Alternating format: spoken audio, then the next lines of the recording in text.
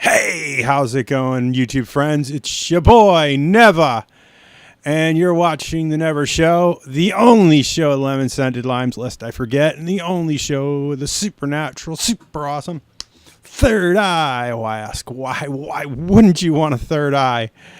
And it's Wednesday again, and that means we review the movie.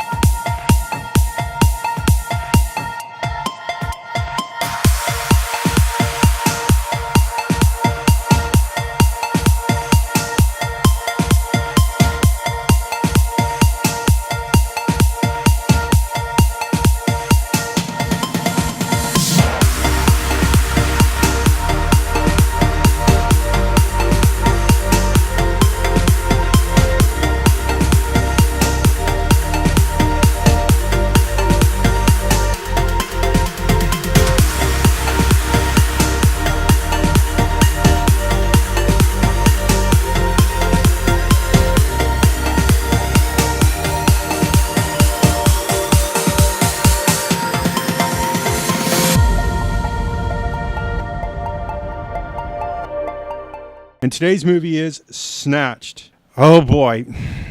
Let me do all the boring stuff before we get too far ahead of ourselves. It's an hour and 30-minute runtime. It's a rated R movie. It is from director Jonathan Levine and writer Kate Dipload. Our cast first build is Amy Schumer, Kim Carmel, Raven Goodwin, Kate Dipload, Randall Park, Goldie Hawn.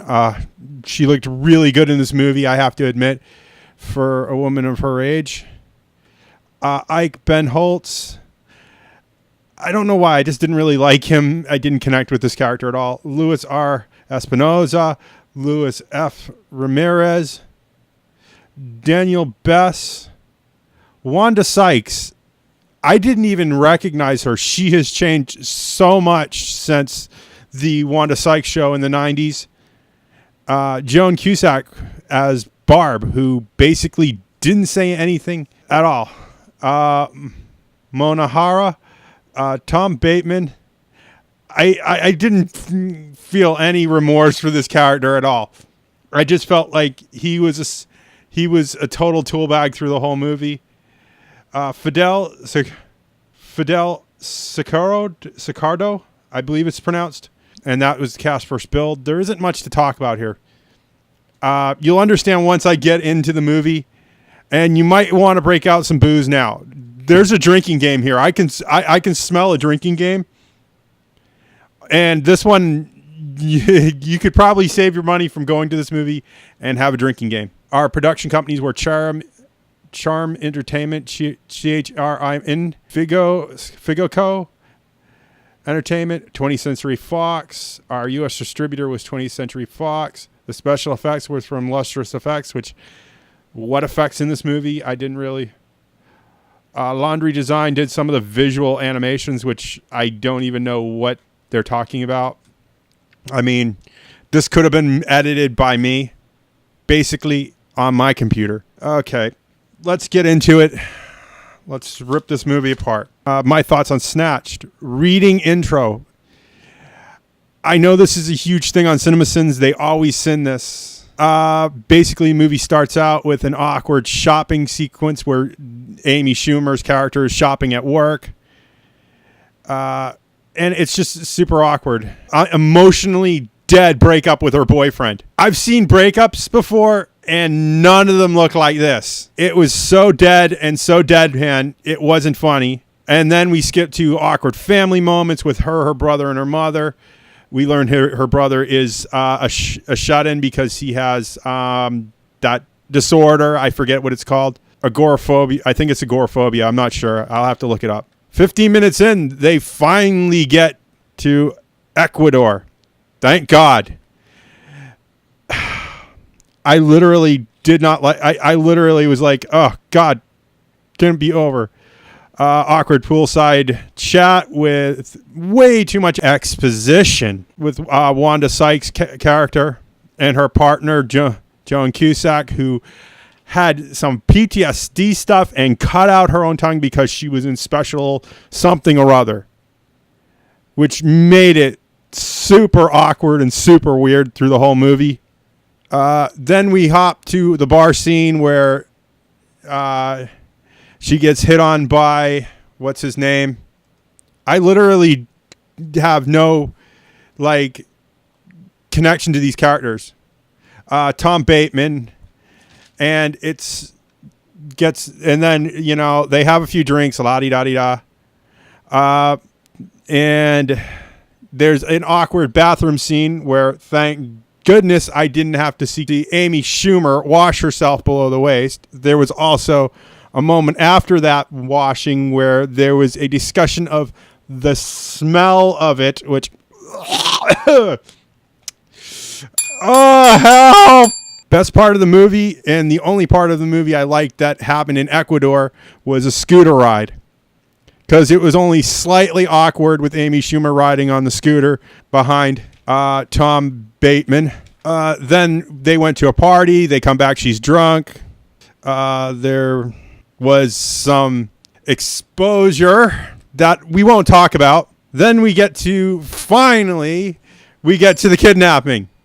I mean, we're already 38 minutes into the movie here, and they're finally kidnapped. And they even made the kidnapping awkward. I don't understand. The ransom demand by phone was even more awkward, as the brother, who is a shut-in, doesn't get it and has an awkwardness that even rivals that of everything else. Everybody in this movie was awkward. You didn't connect. There was no connection. You felt like, it's like, and I was glad when the movie was over. That was one of the things that I was happy about.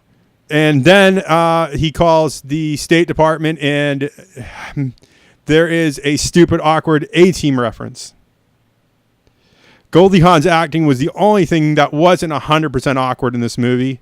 At the 56-minute mark, I thought to myself, does this writer have any South Park credits to her name?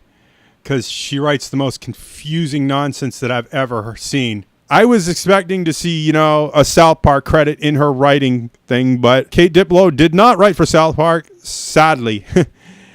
Trey Parker, Matt Stone, please get this woman to write for you, because apparently she can write some ironically awkward stuff. We finally get to the hour mark. They're trapped in a jungle.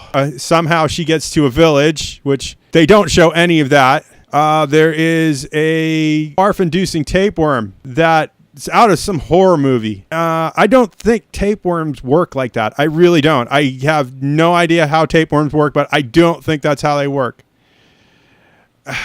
They finally get to Colombia, to Bogota, and she has to find her mother, blah, blah, blah. Big runaround scene. Wanda Sykes and Joan Cusack basically are huge foils who are not funny at all. And you wonder, what the heck were they there for? It didn't make any sense. And just when I thought the movie was almost over, and it was over, awkward family reunion, not really, because a year later they go to Kuala Lumpur. Oh my gosh. You'd think they would have learned their lesson, but no. And it ends on this awkward moment of Goldie Hawn's cleavage falling out of her dress.